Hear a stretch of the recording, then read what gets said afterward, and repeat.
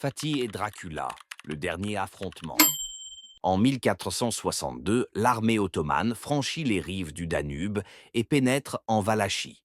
Face au sultan Mehmed II se trouve un ennemi redouté dans toute l'Europe, Vlad Tepes, surnommé l'Empaleur. Les Ottomans l'appellent Dracula.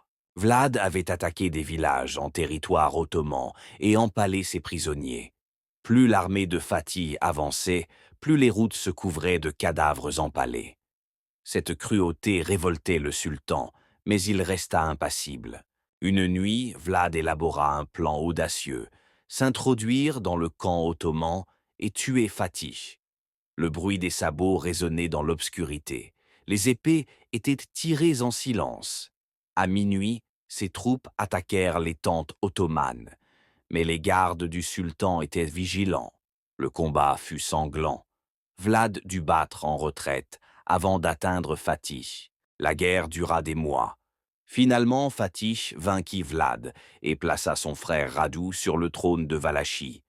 Vlad s'enfuit, mais quelques années plus tard, il tenta de reprendre le pouvoir.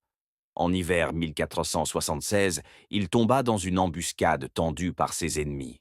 Là part un matin glacial, son corps sans vie gisait dans la neige. Son visage affichait encore cette expression dure et provocatrice. Un soldat ottoman leva son sabre et, d'un seul coup, détacha la tête du corps. La tête fut placée dans un coffret et envoyée à Istanbul. Quelques jours plus tard, elle fut présentée à Fatih au palais de Topkapı. Lorsque le couvercle fut ouvert, un profond silence envahit la salle. Le sultan contempla longuement cette tête enneigée. Voilà la fin de la tyrannie. La tête fut exposée sur une pique au sommet des remparts du palais. Ainsi se termina l'histoire sanglante de Dracula. Pour plus d'histoires mystérieuses, abonnez-vous à l'Ombre Planète et activez la cloche.